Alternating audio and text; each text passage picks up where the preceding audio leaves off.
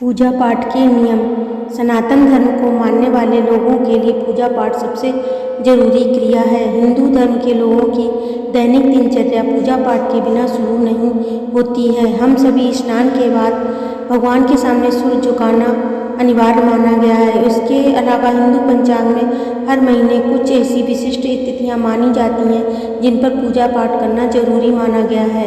पूजा पाठ करना जितना जरूरी माना गया उतना ही जरूरी है पूजा पाठ के नियमों का पालन करना।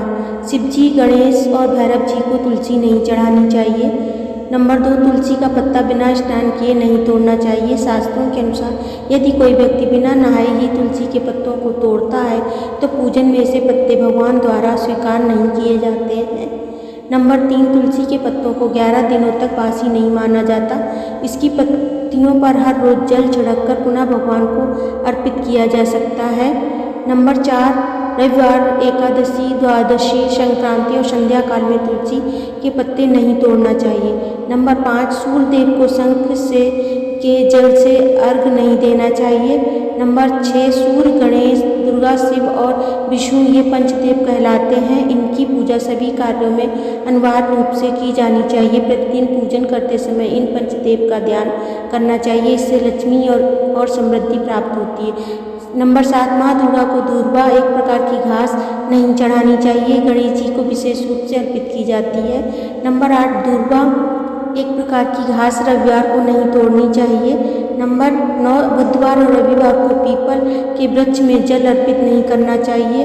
नंबर 10, प्लास्टिक की बोतल में या किसी अपवित्र धातु के बर्तन में गंगा जल नहीं रखना चाहिए। अपवित्र धातु जैसे एल्युमिनियम और लोहे से बने बर्तन, गंगा जल तांबे के बर्तन में रखना शुभ रहता है। नंबर 11, केतकी का फूल शिवलिंग पर अर्पित नहीं करना चाहिए। नंबर 12, किसी भी पूजा में मनोकामना की सफलता के लिए दक्षिणा अवश्य चढ़ानी चाहिए।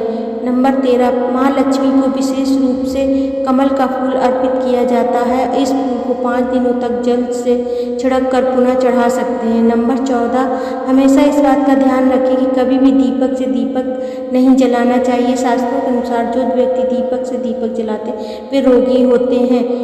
नंबर 15, घर के मंदिर में सुबह एवं शाम को दीपक अवश्य जलाएं। एक दीपक घी का और एक दीपक तेल का जलाना चाहिए। कभी भी भगवान को या फिर अपने से बड़े को एक हाथ से प्रणाम नहीं करना चाहिए।